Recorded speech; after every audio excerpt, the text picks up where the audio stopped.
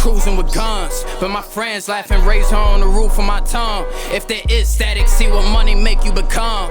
Be a true savage, money double up. Yo, you now tuned into the I Hate Battle Rap podcast, featuring custom-made menace and Dutch K.I.B. Sucker. Pop a bottle or get out the club. Fuck around and catch a hollow tryna mug, ayy. Ay. Now with the drama, I just want the plugs. I ain't with the drama. Am I wrong if I beat a nigga ass? Am I wrong if I beat a nigga ass? These rap niggas be talking so crazy, like I won't beat a nigga ass. Talk about My it. daddy told me take him back to the 80s. The 80s, and just beat a nigga ass.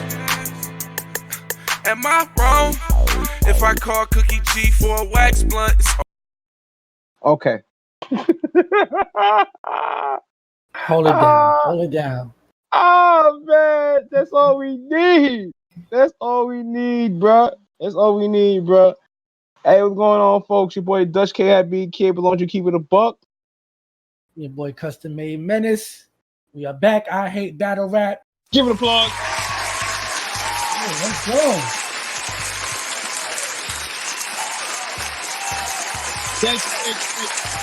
All right. Clap it up. Clap it up.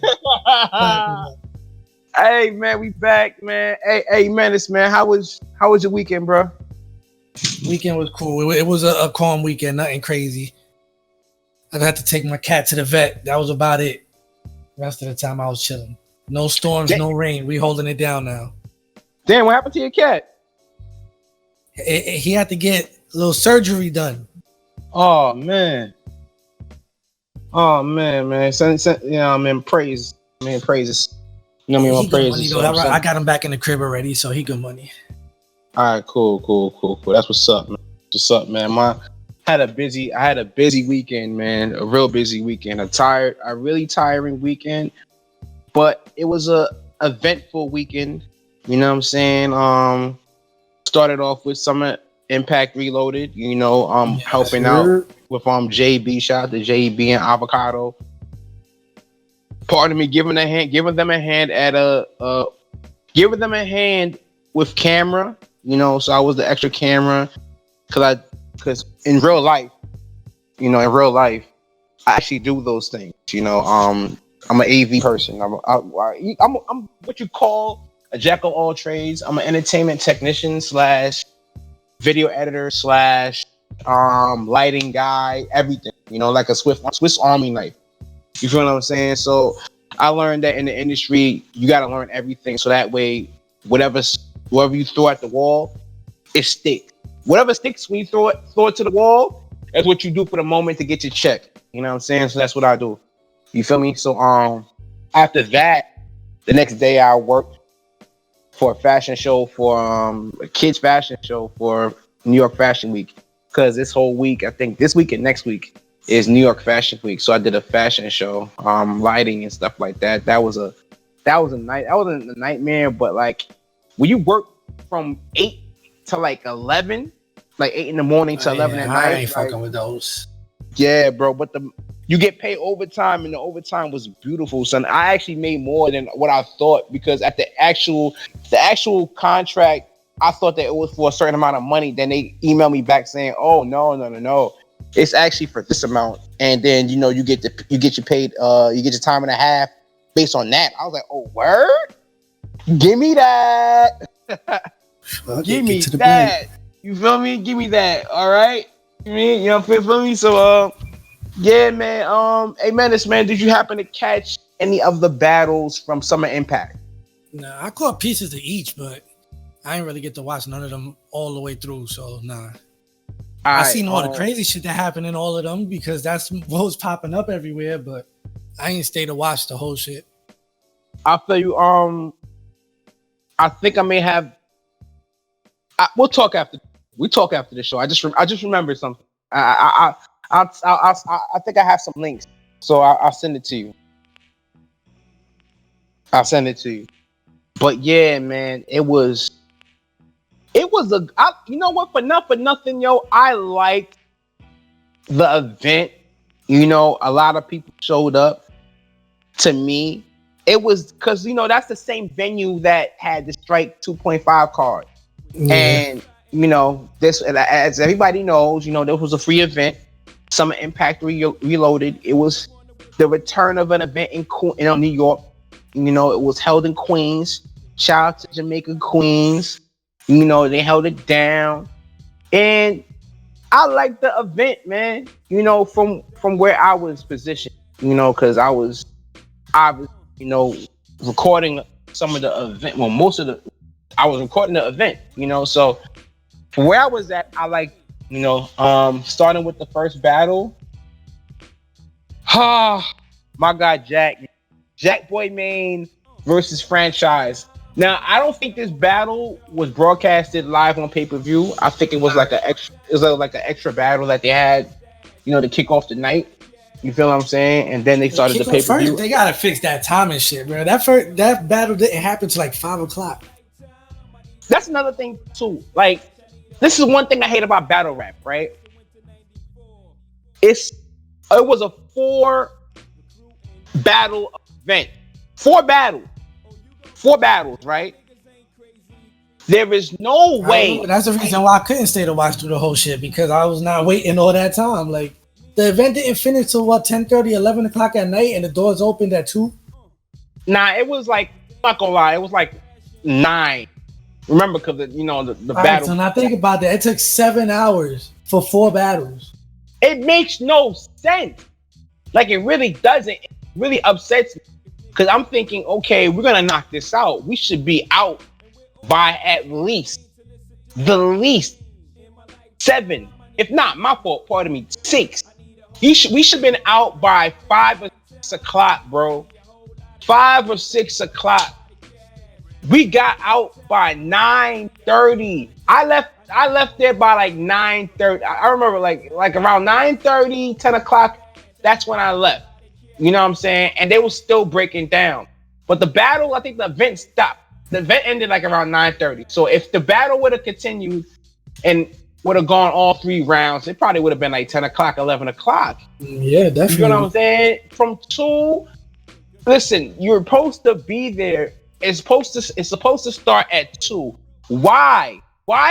Yo, I just don't get it, yo. What the and we can't. All right, I'm stammering all over the place because I'm just perplexed at the fact that it takes 9 hours to have 4 battles. That makes no sense. We talk about people being professional. We talk about people getting paid. And we talk about broadening the culture and seeing the culture grow. How can we have that happen when we can't show up? They make people want to go to events less. And you know what? People were outside. I kid you not, because I had to show up early to the event to help set up. Bro, people were outside before I got there, and that's like I got there like around 11. You had people that were there from 9, bro. So to me to tell me you had fans that were there from 9 to 9, a 12-hour shift. Not even a 12-hour. Yeah, it's a 12-hour shift. That's a 12-hour shift. Half a day. Are you shitting me? End to end, it fucked up. Bro, you gotta be kidding me, son. Like, that's not fair to any fans, bro. You gotta, I don't give a fuck about you being part of my language, but I don't care. Like, I don't give a fuck about you trying to be fashionably late, nigga. Like, you know the event is on this day, bro. You know you got paid to be here, bro. Why are you not here at 2 o'clock, 3 o'clock? You don't do that shit on your regular job. You know why?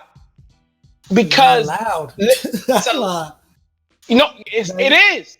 You know, and another thing too is there's nothing that if you don't show up early, there's nothing that happens. So it's like, bro, I'll come when I feel like it.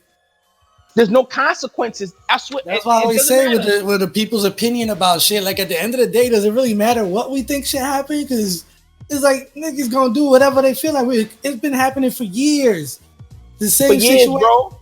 And you know, enough for nothing. I don't really think that money is. I don't think money is is their weakness anymore. You know what I'm saying? What I mean by that is that nobody cares that if you dock they pay. You know what I'm saying? Oh, you don't get your. Who cares? I think that people don't care no more. You know what I'm saying? They probably care if you dock they pay, but nobody docks they pay. That doesn't happen. You don't think it happens? Hell no. When have you ever heard of a battler getting money taken out of their pay because they showed up late? Do you think that do you think it happens and they don't report it, or you don't think it happens at all? We know how Hollywood battle rappers could be. If they got shorted anything, they will go up there and fuck up on purpose and then blame it on the fact that they got their check shorted. I would say somebody would have been said something about it. Like, that shit don't have. There's no incentive to having to be there early. There's nothing that says, yo, if I'm not there early, this and this is gonna happen. Nah, bro, like, we would have been heard about it, bro. Like that. There's no way that niggas is still just like, I could lose a couple $1,000. I don't care. Like, nah, bro. If it's even $100, that shit. Come on, that shit don't even sound logical. You tell any man I'm taking away a couple $1,000 from you if you show up late. Come on, bro. They're not getting told nothing. They just show up when they feel like it. So if that's the case, right? If that's the case, why hasn't that been in effect from jump? You know what I'm saying? Where, all right, if you show up at this time, we're not paying you your second half. Girl, let's be honest. The parts of battle rap that's keeping it from being professional is the most common sense shit. Like, why isn't it in contracts that you shouldn't be able to show up 5 hours after the event started? If that was something in contracts, all the battlers would be there when the doors open. There's no events that happen when the battlers are there when the doors open. That shit is wild to me, son. That shit is wild. Like, I don't understand. Like, and not for nothing. Like, it's a great way it's a great PR. Pardon me, not great PR way, but it's great PR. Like, it's a great way for you to do public relations for yourself with the fans. Imagine you online as a fan and you see your favorite battler, pop up, you know what I'm saying, interact with the fans, show love and stuff like that. The only people you see doing that is people like Hollow. You'll always catch Hollow outside an event, like just giving out t-shirts and chopping it up with fans on the line. Like, there's a few that do that, but on a regular, when you do, look at this event, there was battlers that wasn't showing up till 5-6 o'clock. So all that time, fans is just waiting around. They see, because they make the grand entrance so the crowd could go crazy. Like, it's a constant thing. That shit is wild, son. That shit still it bothers me and it boggles my mind to this day. Like, I don't want to. I just speak from experience. Every event I've been to recently, we know we be there setting up an event. We see when the fans get there, and we see how many hours it is from when the fans first walk in the door to when the first battle starts. You know what's crazy? And not for nothing, you got that dynamic, right? Where, okay, this is happening on the highest level. And then the funny part is you got people that are trying to get there doing the same shit. Like, how dare you? You're not even there yet, and you trying to be and you being tardy, like, how dare you, and son? Again, it always be for some common sense shit. You think you would know better than it's holding back an event because you waiting for your peoples. How many times we've seen battlers that's doing PGs and 1-offs be like, yo, I'm just waiting for my mans to show up and then I'ma go. Like, bro, you still haven't even made it, but you holding off your opportunity because your people's not here yet, just so you can look like you got enough people in your corner in the background. Like, shit's different, bro. Like, there's no consequences. There's none. And that's when you're telling nigga like, yeah, I if you don't show up at this time, we just gonna skip your battle. Like, at PGs and 1-offs, you'll hear that. Like, listen, we about to start. If your opponent not here or you not ready, you not going. Or most of the time they'll tell you they're gonna move it to the end of the night. But then depending on how many hours you got the venue, your shit might not go down anyway. Exactly. But we know about them situations. I have yet to see a situation of a big stage thing where they tell the guys, if you're not here at a certain time, we're gonna dock a pay or anything like that. Like, nah, they just show because I feel like you can't. You know what it is too. Not for nothing, you can't be professional and be cool at the same time. It's tough. It's not even tough. It's damn near impossible. You feel what I'm saying? Like, that's why they always say that they're saying, you got to keep your bit. You know what I mean? It's all business, not personal. You got to keep that separated. I understand that at times you have relationships and it's politics. You're trying to maintain those relationships so further on, you know what I mean, later on, you can build and do more business, but at the same time, yo, you gotta put your foot down and say, listen, bro, like you really dampening my brand. You ruining my reputation. I can't. If I have a venue for, that's what happened that's what happened with Charlotte. When they was in Charlotte, they only had the venue for only a certain amount of time. You know what I'm saying? And people showing up late and all this shit, like it just was not a good look. You understand? We gotta be more professional as people. Battle rap is such a niche sport that shit is still, it doesn't affect it at all. If we want to be honest, it has no effect on it. Zero. Yo, we gotta start. I ain't gonna lie. We gotta start taxing people, yo, for real. You know what I'm saying when I say taxing people? When I mean like, yo, put your foot down, and you know, it ain't gonna happen till it does something. It doesn't affect nothing, so there's no reason why anybody's gonna change shit. I just get mad talking about it, man. But let's get back to the recap. That's what I'm saying. When you're in the moment, of course you're gonna be mad, just like when you're in the event. When you're in an event standing around for 12 hours, you're gonna be tight. But when the next event gets announced in New York, the same people that stood there for 12 hours will be there again. For 12 hours. For 12 hours. And even though they was mad they did it last time, they'll do that shit again because its URL is not it's not something that you see all the time. That's a fact. So it's such a niche sport that the same crowd is always gonna be there. Like, you fill a room with 2,000 people, that's still nothing major compared to like a Madison Square Garden getting filled up. You know what I mean? So it's like you can still easily bring in 2,000 battle rap fans that is not that upset about everything that happened last time. Because somebody always want to see what might happen next. They want to be part of it. That's right. But let's get into it, man. All right, so first battle was Jack Boy Main versus Franchise. Man, Jack, you my guy. Not hearing good things. Yo, Jack, my guy. You know, but I don't know what's wrong, man. I don't know I don't know why he's choking like this. Like it feel like not all right. So because the first time we seen that he, you know, choked against John, and then, you know, the third round he jumped to the crowd, whatever. You know, at this point in this battle, he just gave up all 3 rounds. He gave up all 3 rounds. And I saw his interview on Hip Hop Is Real afterwards, and he was like, "Oh, I knew all my shit. I just caught a brain fart. That's all that was. Like it wasn't no big deal." 3 rounds. It's all 3 rounds. Like I definitely want to chop it up with a battler to get the psychology of that, because it's like he can't function when people make noise. And as a battle rapper, that's the problem. You understand? Because at times you're gonna get reaction for your bars, and even if you try to calm it down, there might be a little bit of delay, whatever. You know what I'm saying? And you're trying to get it back. You feel me? And you got to get it back. You got to prepare for those type of moments. You feel what I'm saying? So if he can't do that at this level, I don't know if he can break through to be a top tier on a big stage, bro.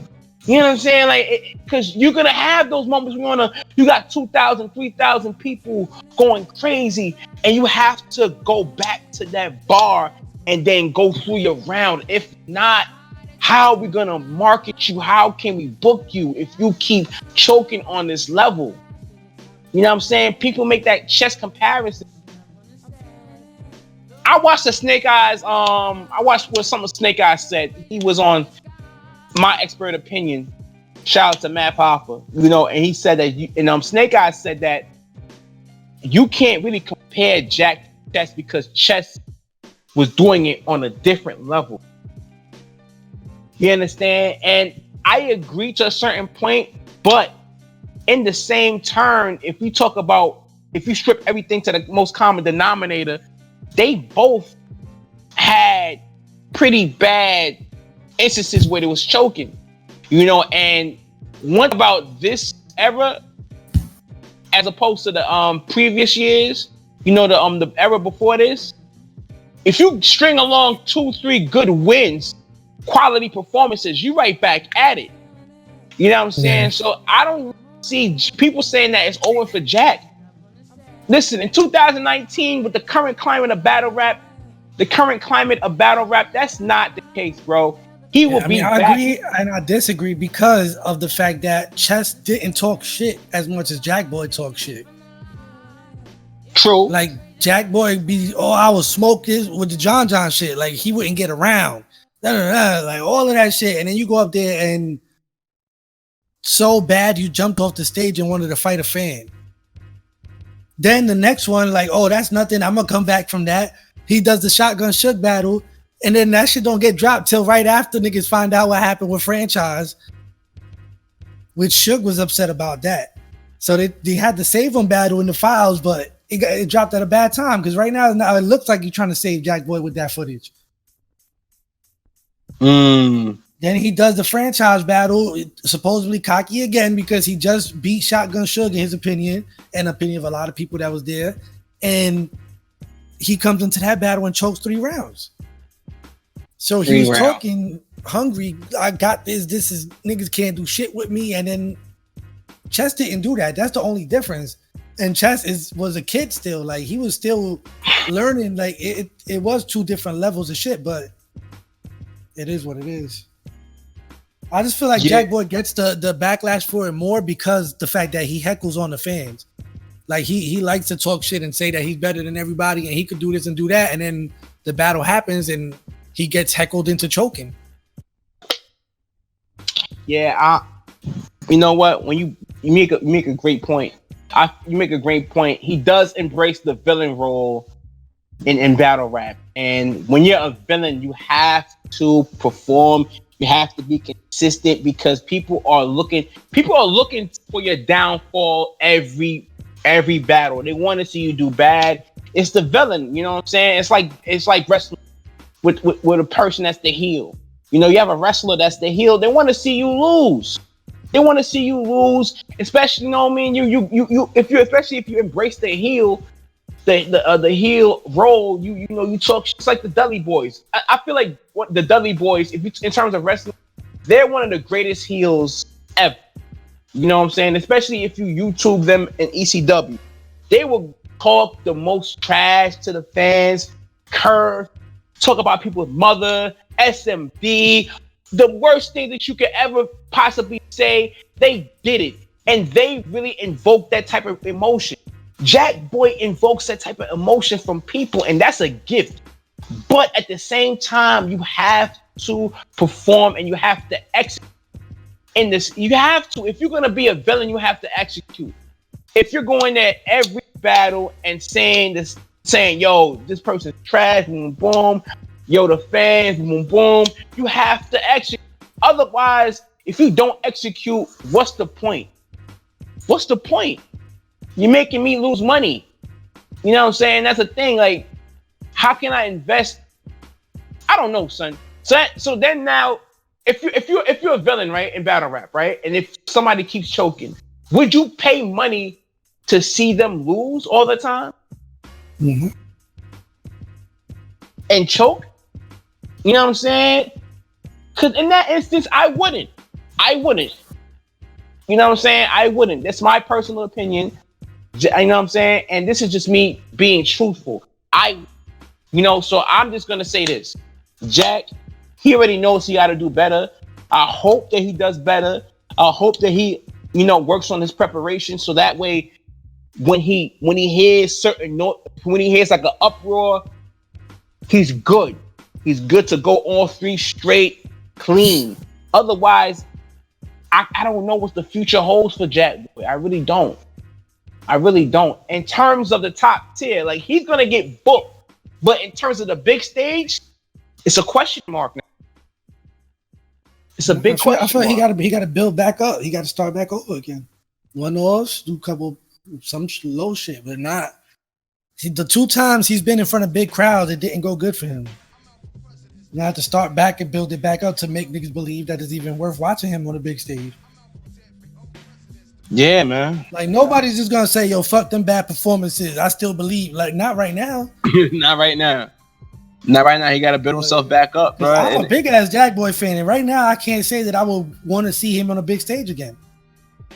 And I feel like every time he do small room shit, that's when he gets his best reactions. When he go on the big stage, it's something about trying to cater to a whole crowd on the side of you that it's just different. And he need to build his way back up to that. Right now, it's not going down.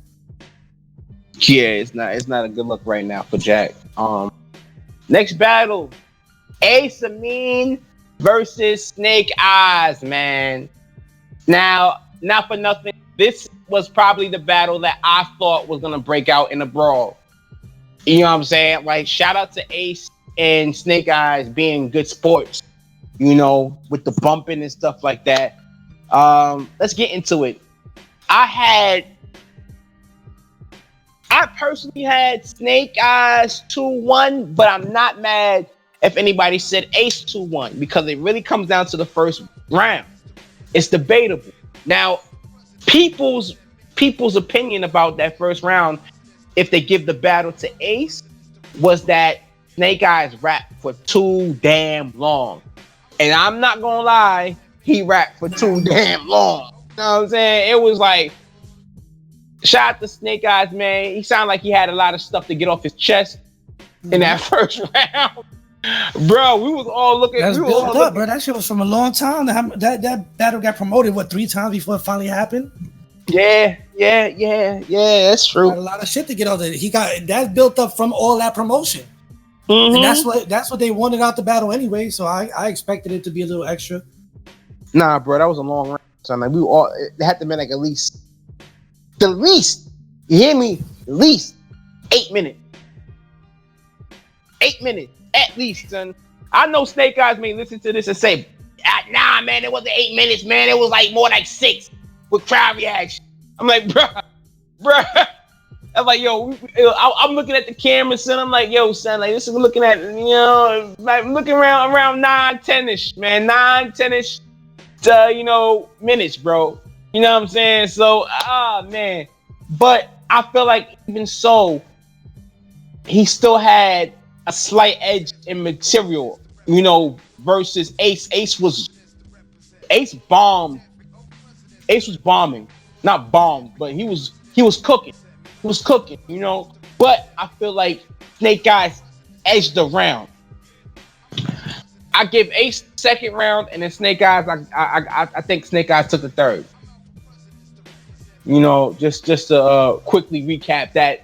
You know, there was a lot of physicality in that battle. A lot of physicality, bumping and all that stuff. You know, I want to get your thoughts about that, Menace, because it seems to be a trend nowadays in terms of performance and in battles. You know, the aggressiveness, people bumping and stuff like that. Like, what's your thoughts about that? Because I feel like, in my opinion, you don't have to do that in order to get your raps off.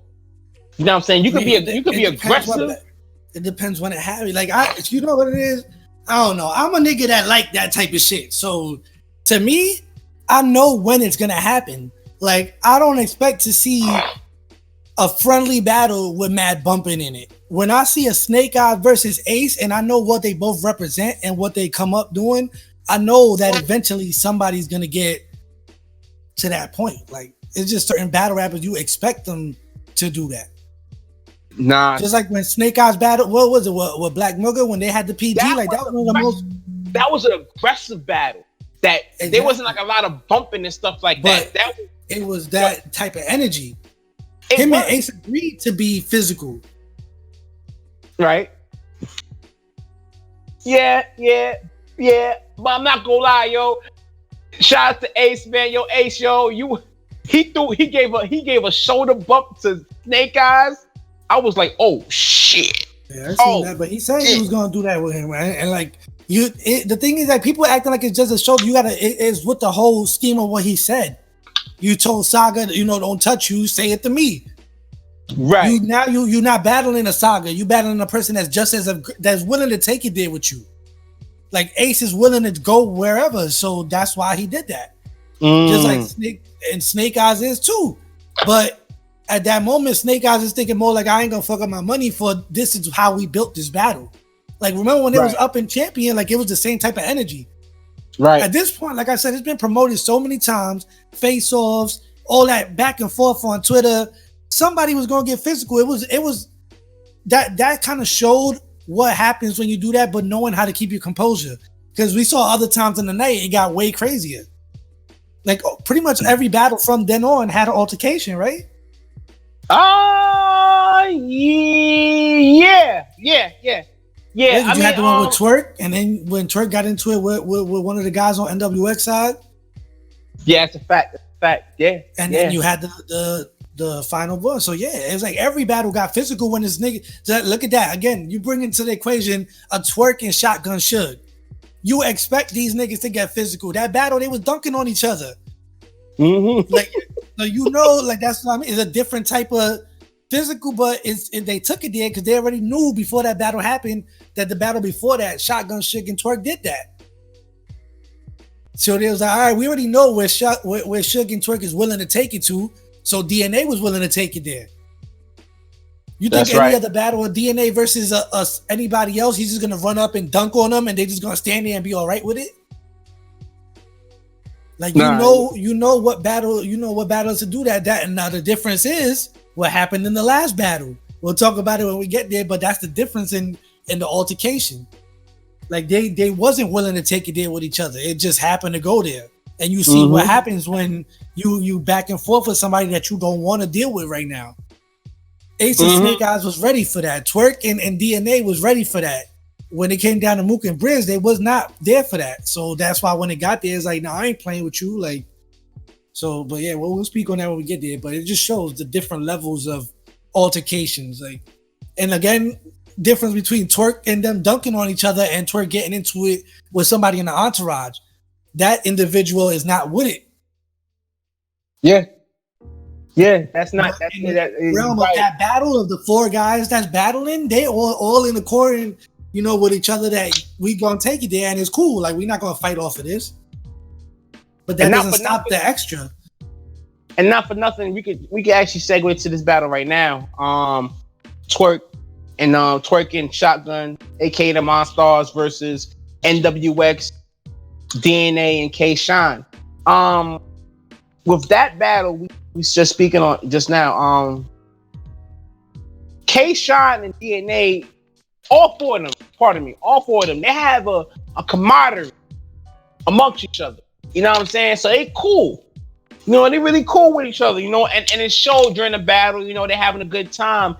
And when Twerk was going at it with whoever was standing behind Shine was like, yo, bro, don't do that, man. Don't do that, man. Like we want to, we're having a good time doing the battle. Like you know what I mean? You messing up the flow. Yeah, people are getting caught up in the moment. People that's not with it, that's not in the situation, that's not in agreement with everybody else, that this is just for show. Like that's that's like the scary part of entourage battle rap, because us in the culture, like especially with me, we from Coliseum. We used to niggas. You say a haymaker, the whole crowd rush you, yank you up by your shirt. You do that shit around a battle scene that don't know that this is what we do on the regular. They gonna be looking like you trying to punk somebody, right? So that's how that person looks at it. Like in their mind, they're not used to none of this battle rapping. They're not in it on the regular. They're just there because of this big battle. I'm on stage with my mans. Like, we're just entourage people, but they're not used to what we're used to. I could be in a battle rap crowd and it'd be like a mosh pit. Niggas is swaying back and forth because everybody getting pushed. Nobody's getting mad because that's what we used to. But when you're in an entourage and you're not used to getting shoved around, like as part of the show, that's the shit that ends up happening. Yeah. That's a fact, and that's what I think. That's with anything in battle. You know what I'm saying? Anything, rap period. Like you got the guys on the side, whoever the case may be. They could be regular people. They could be gone. You know what I'm saying? They don't know nothing. I'm just here to support my mans. You feel what I'm saying? So if you're talking to me, you don't know who I am. Meaning that I could take it wherever you may not willing to be taken. You know what I'm saying? Pardon me. I may take it where you not willing to take it. You know what I'm saying? Outside of battle. So if you're talking to me, bro, talk to them. You know what I'm saying? Whoever, tell them that I'm not with that. You know what I'm saying? Like I'm with the shits. You know what I'm saying? Or they could be cool about it. You don't know. You feel what I'm saying? And I think with that instance, that's what happened. But if you get back to the battle, from my recollection, I think Twerk and Suge, they messed up on their first round. They messed up on their first round. The first was the slip ups, and then after that, everything went crazy. Right. They got it back in a second. And even when they got it back in a second, I still feel like DNA and K-Shine, just as a unit, man, they the best to me. Right now, as we speak, they're the best 2-on-2 of all time. Bro, you know what was crazy? Like, you expect, well, I didn't mean to cut you off. I just thought about this. Like, when you expect a crazy moment, right? Like, you know, in that battle, you already knew what Twerk and Suge do. You know what NWX could do. Well, we thought. Let me put that there, because it's what I thought was going to happen. Was going to be the Space Jam shit versus NWX, what NWX could do. Now, what ended up happening, Twerk adds in the Professor Twerk shit none of us expected, right? You think, oh, these niggas just had a moment. That's it. NWX gonna look shaky. And then what DNA do? Snatches the nigga's whole fucking prop and makes a round out the shit. Yo, where did he get it from? That was the crazy part. I know they was tight. I know they had to be mad when they seen DNA with the shit. Like, oh, how the fuck he got that shit? Because Luke Castro was the last person I seen hold that poster board. So where did DNA get it from? Luke Castro, you got some explaining to do, brother. You got some explaining to do, bro. I'm gonna hit levels you up, on top of levels, bro. Right when you think you already seen the moment, niggas doubled on it. Which is dope because, like I said, you said the first round was shaky. So to finish it off like second crazy and then the third, what the fuck? Like, it makes up for whatever happened in the first. That's a fact.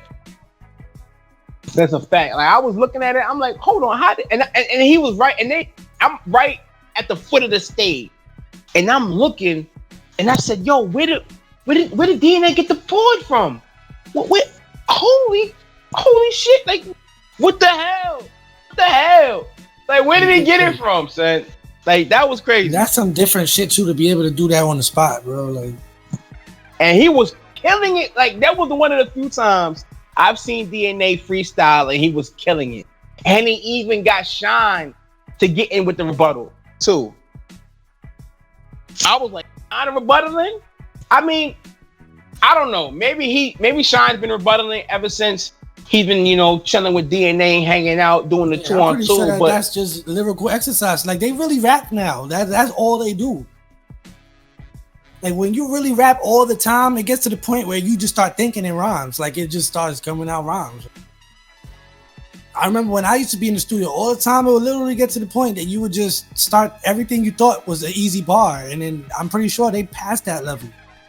They could on the spot think of shit. That's why they could take battles in 24 hours and be ready. Yeah, scary ready too. Not even a little ready. Like, it'd be scary ready.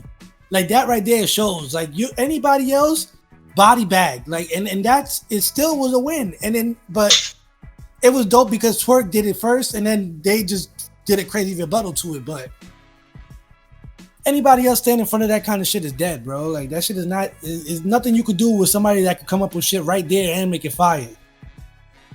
Especially when you come with a dope angle and they snatch it from you. We've never seen that. When have we ever seen a battler take somebody else's whole angle and prop and use it against them the right after? That shit is insane. Like, that's why I said that, Marvin Quest, they was the pioneer of the 2-on-2.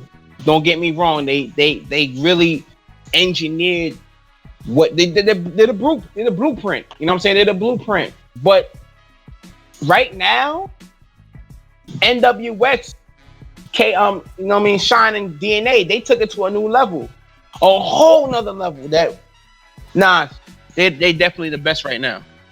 I mean, it's the same like rap. Like, even I don't want to do too much generational shit, but it's like if you even put like the rappers that came up before Jay-Z and Nas and all of them, we don't say that they're the greatest of all time. but they were the pioneers and they're the ones that laid down the blueprint for it. And a lot of the stuff that Jay-Z, Nas, and Big and Pac did, they got their style from that generation. So it's still, but when we say greatest of all time, you think Nas, Jay-Z, Pac, and Big. Like that, they with NWX right now, they the greatest 2-on-2 overall. Like we don't know any other 2-on-2 that can do everything they can do the way they do it right now. That's a fact. In their time, yes, Marvin Quest was the best. But right now, if you put Marvin Quest in front of NWX, you're gonna see the levels of generation. The same way if you put a Rakim in front of Jay-Z, like you're gonna see levels of fucking generations. That's how it goes. That's a fact. But let's get into the battle that everybody has been talking about. You know what I'm saying? Yeah. Am I wrong? If I beat a nigga all ass. the angles, we got all the angles. I've heard all the interviews. Some stuff still looks shaky, but it is what it is. First of all, I gotta say, I don't understand how niggas is saying that the footage is doctored. Now niggas is saying that the footage was photoshopped. First of all, nah, the footage is not photoshopped, bro. Listen, it's not. I've seen everything. It's a fact that Briz ran out the door. It's a fact that he ran back in. I saw both, but I wasn't backstage. And here's what happened, right? Boom, because I'm front row, but even with me being front row, everything happened so fast. You know what I'm saying? First and foremost, let's be clear. Briz and T-Top had a good round. They had a good round. Let's start from there. They had a good round, and then Mook and Calico went. And their round was slow as hell starting off. Like it was really dragging. Oh my! Where are we going with this? Where are we going with this? You know what I'm saying?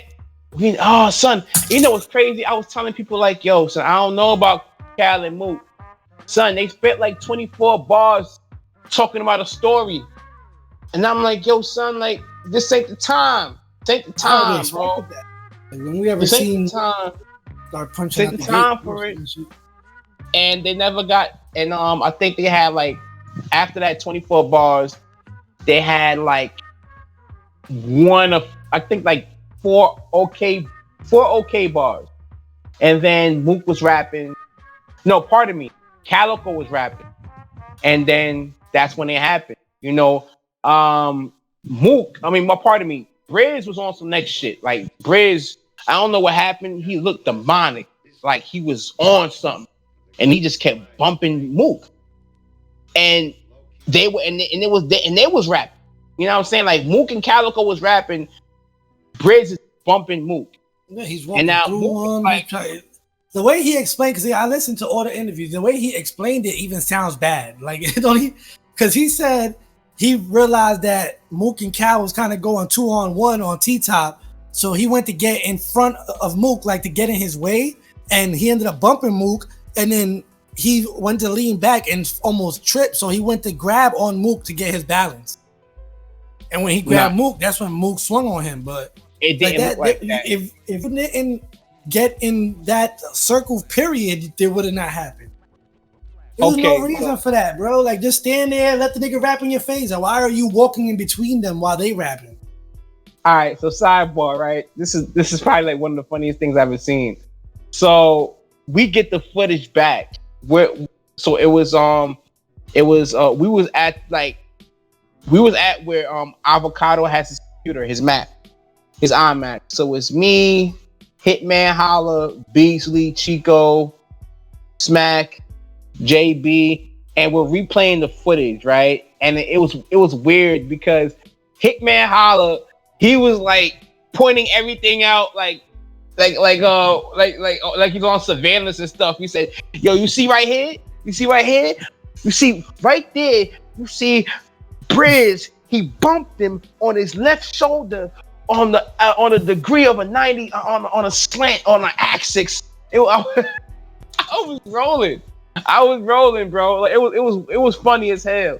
You know, they was replaying it and showing what really happened. And it was like, nah, because we thought that Mook was just wilding. And come to find out that it was Briz. Briz was bugging out. Like he was bumping, Mook and all that. And then Mook was like, yo, get off me. Briz held his arm, his left arm, and that's when Mook was like, yo, get off me. Like that's why he swung. If you grab, you know what I'm saying? Once you grab somebody, they're gonna feel that's a reflex. Just a reflex bro. Alone, I'm a swing. Like, why are you grabbing me, bro? Like what's next after you grab me? You just gonna stay holding on to me, or you about to swing on me? Nah, I'm gonna swing first. So either one of those is no good. I don't want you holding on to me, and I don't want you to swing on me. So what's gonna happen? I'm gonna swing first.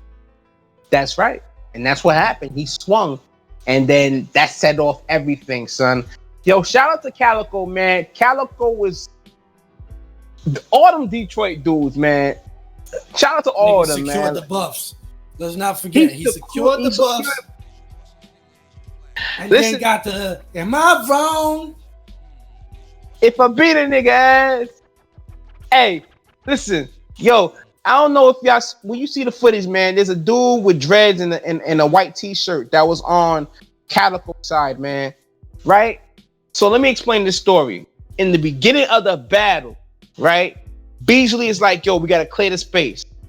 This guy, he has a box of t-shirts, and he stands right where Mook and Calico is. He puts the box down right where Mook and Calico is, and he stands there.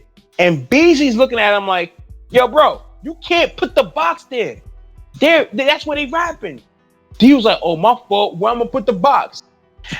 I scratched my head like anywhere but there. Put the box on the side. Like, what the fuck is wrong with you?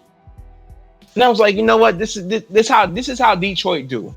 So we was like, yo, pass the box over here. We there was like a space between where I was standing and the stage. So we just shoved the box in that space. Boom. So fast forward to the melee, son. This dude t-shirt that had the box, I don't know how it happened, but he wound up just UFC beating somebody's face on the ground, son. Like he was standing on top of somebody and he was putting in work. Yo, shout out to that dude, man. Yo, them Detroit dudes do not play, son. They do not play. And not for nothing, I don't know, son. I don't know. I don't know what happened, but yo, a lot of people were standing around with on Briz's side when the whole brawl was happening. I'm like, yo, why nobody's moving?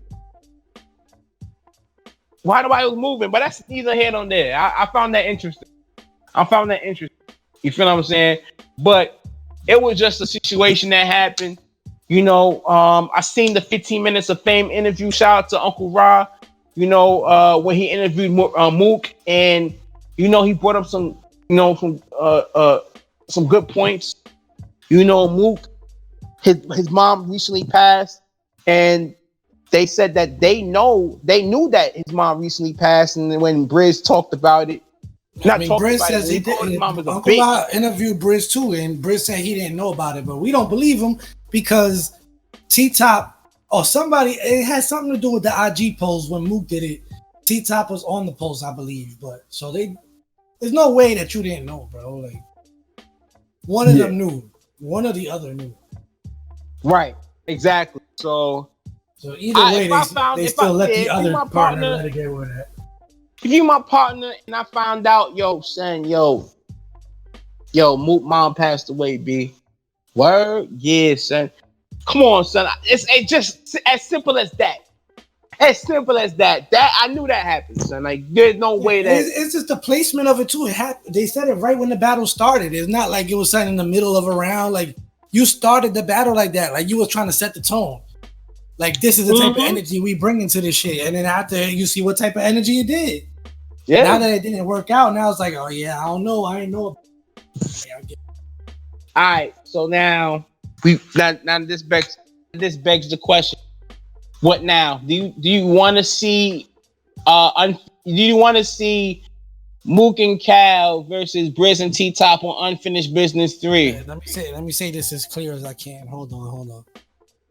I didn't care to see it the first time. I don't care to see it the second time. And I damn sure do not want to see these niggas try again. Oh my god. If it happens, so be it. Like I said, our opinions really don't matter. So if niggas decide to still pay these niggas to go out one more time and fuck up another event, it is what it is. But I like to think that, you know, when you go through the same shit more than once, what they say, what is it? Insanity is when you do the same thing over and over again but expect different results. Yes. Like, bruh, what more signs you need? First event happens, run out of time, you can't have the battle. Second event happens, 1 round in, fight breaks out, ends the night. Everybody got to get out of here. You willing to risk a third? And then what? You're gonna not think about this. You can't only book just that battle alone. So it would have to be a whole nother card built around it. So now you can pay a whole bunch of other niggas again to possibly take a loss. This is just me. It's just me. Yo, man, that's the best. That's the best shit I heard all night, man. You get applause, man. Applaud this man, bro. Give it up. I'm just keeping it real for the people. It's for the culture.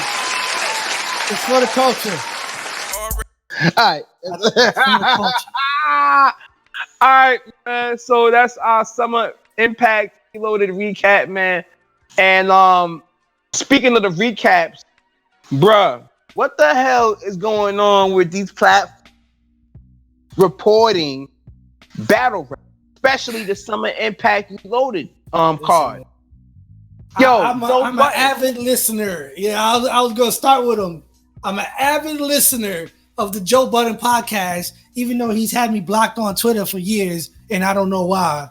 Wow. But I'll say it now, so it's on file. As soon as I saw Joe Budden had me blocked, I started talking about how he ain't got no good music and all this other shit. So if people try to tell me to go search my name and see what I ever said about him and why he might have blocked me, everything I said was after I seen that he blocked me, not before. But yeah, so I'm listening to the podcast. And now this damn guy turns on and he's talking about the fight. And the first thing he says, where did this happen? RBE. So now BE, son. RBE. I'm listening, like hoping that somebody else did correct it, because he asked, yo, what happened? Like, yeah, I guess, whatever. Nobody did it. And then, mind you, they stopped. So they told somebody to go find out. They stopped, and then he goes, all right, I'm back. And we still don't know where it happened at. So I don't know. I don't know if that's a good or a bad thing. Like, did they really search, or is it that hard to find out when and where this fight happened at? Yo, son. Long story short, they kept it as RBE, and that a fight broke out, and that's it. Like they never corrected the fact that it was nothing to do with RBE, and also that they didn't know if it happened in New York or not. Like they told me it happened in New York. Nah, that was like, okay, bro. You could have at least, before you got on air to slander battle rap, you could have at least made sure you had the story straight. And I'm pretty sure he got added enough times that when he goes on the podcast today, he's gonna correct it. Hopefully.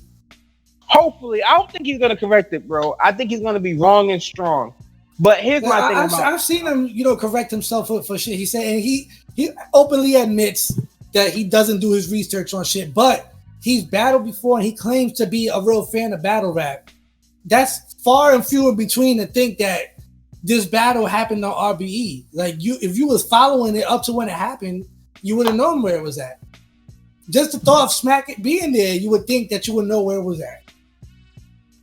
Yo, bro. But that just shows that he didn't watch the battle, though. All he saw was the clip of the fight. Bro, first and foremost, bro, like, you are a person that claims to follow the culture. You know what I'm saying? That alone carries, I wouldn't say carries weight, but it does in terms of people that watch your program and listen to your podcast. You know what I'm saying? So when you report something like this, Oh, Joe know what he's talking about. He's part of the culture of battle rap. He fucks with battle rap. When you report something like this, bro, like you lose all credibility. All credibility. You know what I'm saying? Because it just shows that you're just one of these casual fans that really don't care. You know, like you're one of those casual fans that only get excited when like Sue Surf and Loaded Lux is on the card. You know what I'm saying? You're not one of those fans that like that's in the trenches, so to speak. You know, that actually debate on Twitter. You know, you're not a knowledgeable fan when you or a supporter when you say stuff like this, bro. You know, and it's crazy because all it would have taken was for you to go on the URL IG or the URL Twitter to kind of see, oh, you know what? Boom, it was actually in New York. Very simple. It don't even take you like a minute, depending on what your Wi-Fi is. You know what I'm saying? It don't even take you a minute. Just go through, oh, it was in New York. Oh, it was URL. Nah, that's being lazy. And if you're going to be lazy, don't report. Listen, at the end of the day, we know what it was. We know what it was. I think honestly, like I'm agreeing with what you said before. I don't know if you said it now, but I think Joe Budden is not really a follower of the culture. Clearly you know, he's clearly not a follower of the culture. Like you got to. This also goes back to why we need the up and coming battlers to start taking spots, because people like Joe Budden don't pay attention unless there's a mook on the card. That's right. And at that, they didn't even pay attention. They would have talked about the battle. If the battle finished, they would have still talked about the battle, but they would have not known anything else about the event. They would have only talked about that battle. Because the last time I heard them talk about battle rap was when Cassidy was involved or Mook. So, you know, Lux, Mook, Cassidy. If it's one of those, he's gonna talk about it. He's in tune with the big name. He ain't in tune with nothing else that happened. That's right. He could care less about an Ace Amin versus Snake Eyes. You know, I was surprised that he didn't even report. Did he report the twerking shook battle? Nothing else. And that's Jersey. That's Jersey. It's just a fight, bro. It's for the views.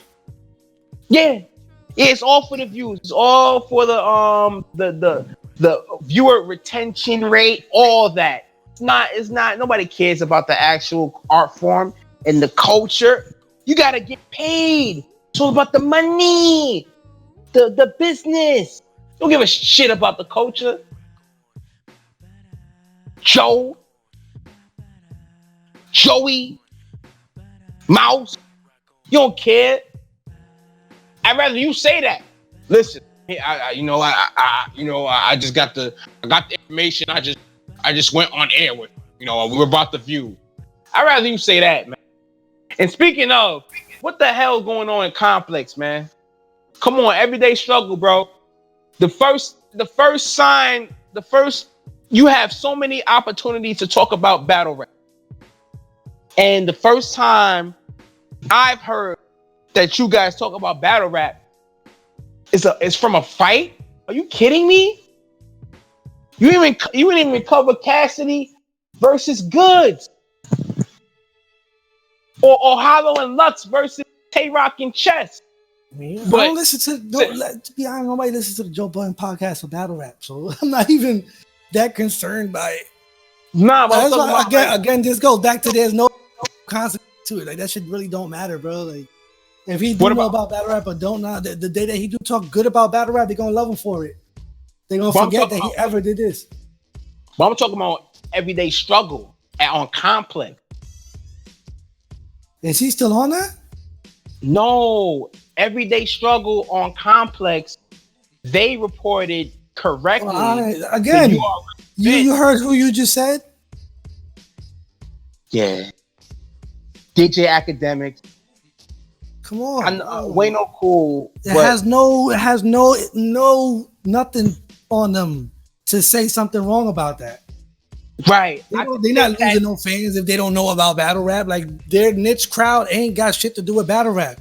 That's why I was trying to explain to niggas, like, they really think battle rap is huge now because some battles get millions of views. Bro, battle rap is still a tiny ass fucking needle in a haystack of the entertainment business. It is. Niggas break 1 million views on song videos in a day. Saying that in a couple months battles make. We talk about 2,000 people in the building. These niggas fill up arenas. Like, the fans that they're catering to with the shit they talk about on Everyday Struggle is those fans, the rapper fans, the singer fans, not battle rapper fans. All 2,000 people in Amazora could not listen to Everyday Struggle today, and them niggas would still be all right. Mm-hmm. That's a fact. Like when you bring them type of numbers, that shit shows. Like, we think it's a lot to, like, you know, we brag about that. Oh, we 2,000 people in the room. Like, to them, like, that's it. Mm-hmm. That's a small show. Nah, that's you gotta think, that's what I'm saying. Reason why our fucking crowd won't grow is because we got the fans that's okay with showing up to a battle rap event that only holds 2,000 people to listen to niggas rap to no beats for mad long and just enjoy this shit. You can't get that out of a lot of fans. Niggas go to concerts and at least they're jumping up and down all the time, getting fucked up. You go to a battle rap event, the majority of you just standing there waiting to react. Mm-hmm. Like, it's very hard. Like, battle rap got a lot to do before it could get a newer fan base, but at the same time, I feel like the essence of hip hop in me don't want to see like too much change, because it's one of the purest forms of lyricism and showmanship. You know what I'm saying? Like, you have to be like, battle rap to me is one of the purest forms of being an MC. You have to perform and get reaction out of people, and at the same time, you have to have bars. You have to be lyrical, in a sense.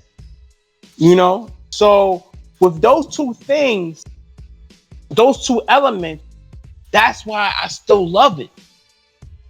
I still enjoy hearing different perspectives when it comes to bars. I love hearing different ways of how people create approaches, angles, schemes, bars, how people perform. There's so many things that haven't been explored yet, and I'm still, enjoying when people find them and discover that. That's why I like battle rap, man. It's a special type, and then I could go into hours-long conversations about all the shit that's twisted with battle rap, but we got a weird-ass fucking fan base. We do. Like, compared to everything else that gets like a cult following, battle rap got like a 90%. Now, I'm gonna say it like this, right? It's like 60% weird niggas, right? And then you got another 25% that's niggas that think they normal, but they still weird. Like, they can act normal. They type normal. Everything is normal until that one moment when you see some weird shit and then they never normal again. Like we really got like a 5% normal nigga percentage, and it's like 10% half and halves, 25% of fucking niggas that think they normal but really weird, and then the other 60% is just all weirdo niggas. I think that added up. I got it right. It's like a wild to bring somebody that don't know shit about battle rap. You could get somebody to watch a battle, right? But once you bring them into, let's say, Facebook group battle rap or Twitter battle rap, it's a different. It's a different environment, and now you start bringing people around ever been around, and then some people start getting comfortable and they start letting their weirdo out. So it's like, now everybody just knows this is where I act weird at, and nobody judge me. Like, that's really, and then, like I said, that's one of the shit I hate about battle rap the most. But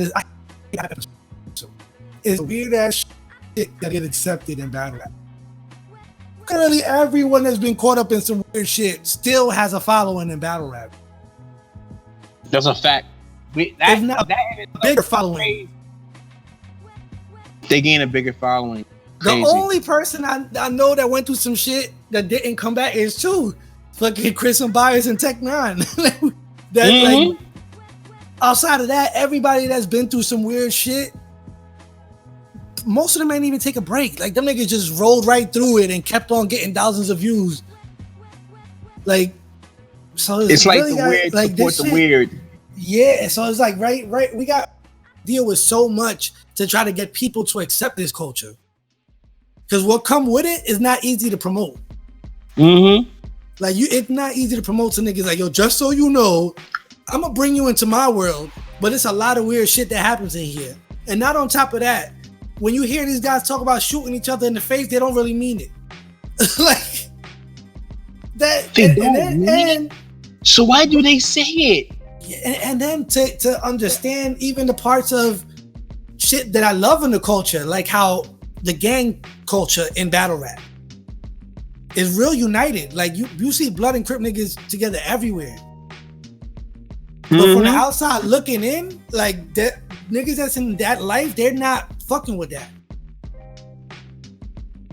So even that is hard to explain to people. Like, oh, just because they battle rap, that means street shit. Like, nah, it's just they around each other so much. They like brothers now. So it's like, I'm not gonna turn on my mans just because we rock different flags. Like, if anything, it promote unity.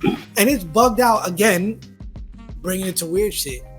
One of the most negative cultures, because everything involved in battle rap is negative shit, but a lot of positive is breeded from it.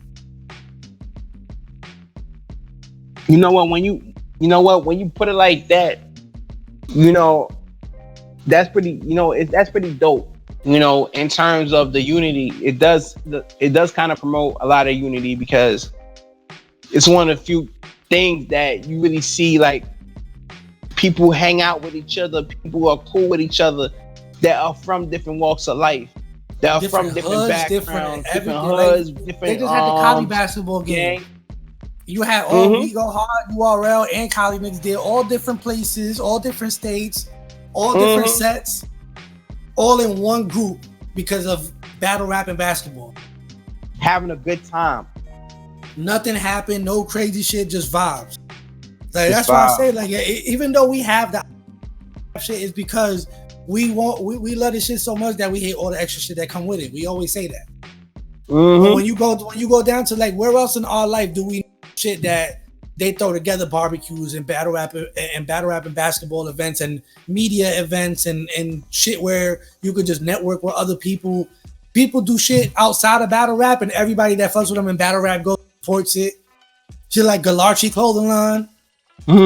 Like, shit, like it brings a lot of positive with it. For all the negative shit we deal with, is a lot of positive that come with it, and that's the shit that we really push and keep promoting. And it's not for nothing, this is a great hobby. It's a great hobby because we all we know how our lives be. Work regular 9 to 5 or whatever. You work, you have kids, responsibilities. Battle rap is, when you talk about the positive, it's a dope escape. After you go on the weekend, you have an event to go to. You got something to do. Kicking with your people that are battle rap fans and supporters as well. It's a different aspect of life that can bring you joy. You feel what I'm saying? And you get to enjoy vibes with good people. I don't really do shit out like that outside of battle rap. Like, that's my chill. Like, people like going to the clubs. They like partying. My partying and clubbing is going to battle rap event. Exactly. Like that's when I go out to vibe and chill and smoke and drink. Like, I go to my battle rap. Been for years. Like, that's how I've lived for years. So I don't know no other way. But at the same time, in this crowd you're going to see when you go there, so you're comfortable. It's just like family. You be around the same people all the time. And man, like, just to kind of like end what you're saying, like I said, it adds a little bit of value in your life, and not like in terms of positivity. There's some negativity that people indulge in. That's on them. But in terms of positivity, it does add a little bit of positivity, bro. It does, yo. you know, and it's a balance, bro. Sometimes it be feeling like it's too much of the negative, but it's really a balance to this shit. Yeah, you know, and shout out to Kylie. They added, you know, they added a lot of positivity in the culture, especially in the New York scene. You know, where you can hang out, drink, eat, have a good time, enjoy battles, be entertained, and just leave on a high note. You know, and they really show love to each other. You know, that's why I like Kylie. You know, you always end up with dope vibes at the end of the night. So shout out to Coliseum. You feel what I'm saying? And other leagues as well, where they do like 2-day cards. Shout out to Body Bag. They had the Hostile Takeover not too long ago. 2-day weekend. You know, so a lot of times with these leagues such Body Bag Battle League, Guerrilla Warfare, you know, even in Florida, the Zoo, Enter the Dungeon, West Coast, the Riot. These leagues that have events, a lot of times, if it's a big event, people pop out, make it a vacation of some sorts, you know, and they gather together, you know, meet up, have a good time, go to the battles, may go out, get something to drink afterwards, and you know, have a great time. You know, one thing I will say, battle rap has made me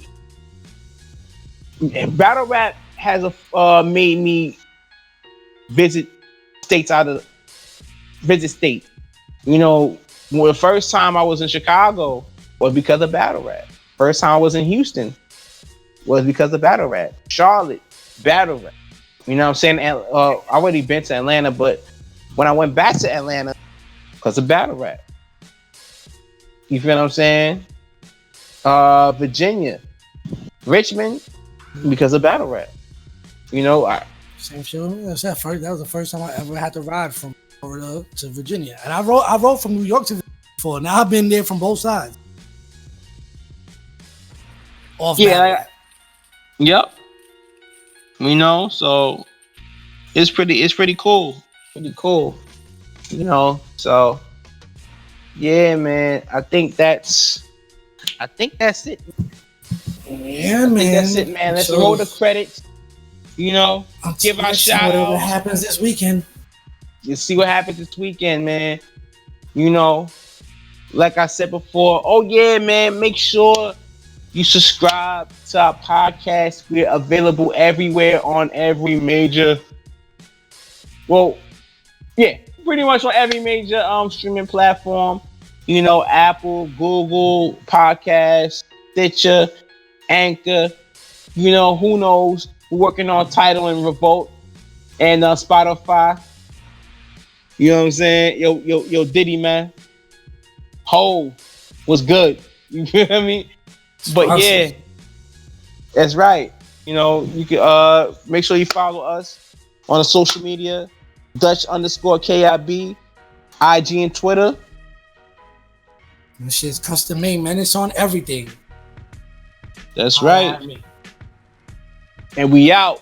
This is blue magic in the whip, cruising with guns. But my friends laughing, razor on the roof of my tongue. If there is static, see what money make you become. Be a true savage, money double up. Don't trip. This is blue magic, money double up. Don't trip.